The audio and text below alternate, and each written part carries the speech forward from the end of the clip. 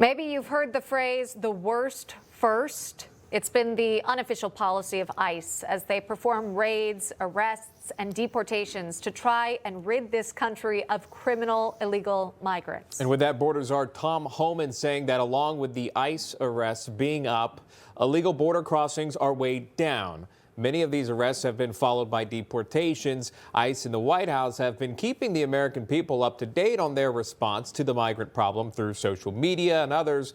The White House, in fact, recently posted this on X showcasing migrants in the shackles as they board deportation flights. The video, along with the actions themselves, send the message that Trump and his administration are looking to bring safety back to the U.S. We also had those terror groups now listed, Tren de Aragua and others, Sinaloa Cartel, MS-13 Gang.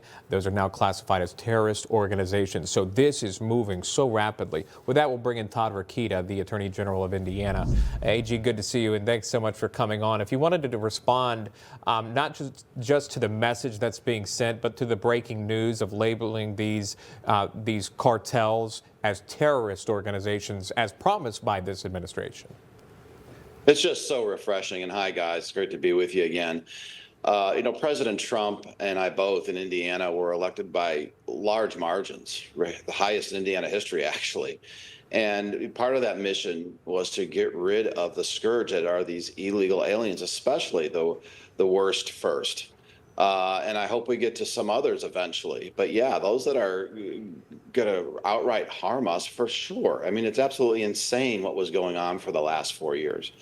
And so now I'm glad as a state chief legal officer to have a partner again in the White House. And so that's exactly what we're doing here also in the state of Indiana. We have a decent sanctuary city law, a sanctuary jurisdiction law. We're going through the legislature right now to beef that up a little bit. But even so, we're using that law against, if you can believe it, law enforcement officials who won't help. Sure. So that's what our mission is. Yeah, and in case our viewers aren't aware, this is what you're alluding to. In January, Indianapolis Metropolitan Police Department Chief Chris Bailey, taking to X, releasing a statement saying that local police have no power to enforce federal immigration law. In response to this, you've warned of legal action if that police department, along with Indianapolis public schools, don't cooperate with federal immigration authorities. Why is it that we aren't seeing this joint cooperation from a local level?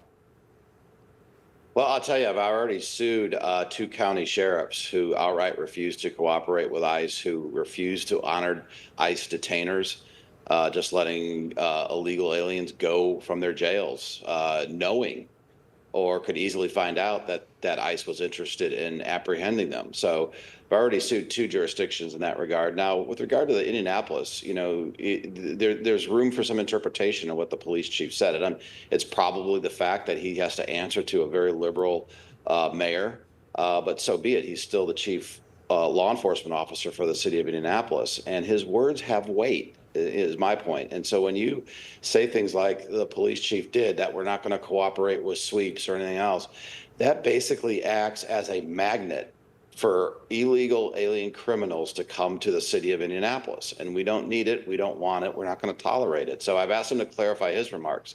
Now, in the case of the government school system here, they outright said, we're not going to cooperate unless you have a judicial warrant.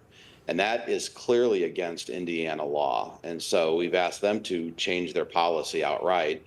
In either case, if the police chief can't offer clarifying policies that say that, no, this is what I really meant, and this is our policy that supports federal immigration authority. And in the case of the school system, that if they don't change their policies, then we're going to go to court. I'm going to get an injunction, and we're going to force the issue. All right, Attorney General Todd Rokita joining us. We do appreciate that. Good to see you, AG. Thank you.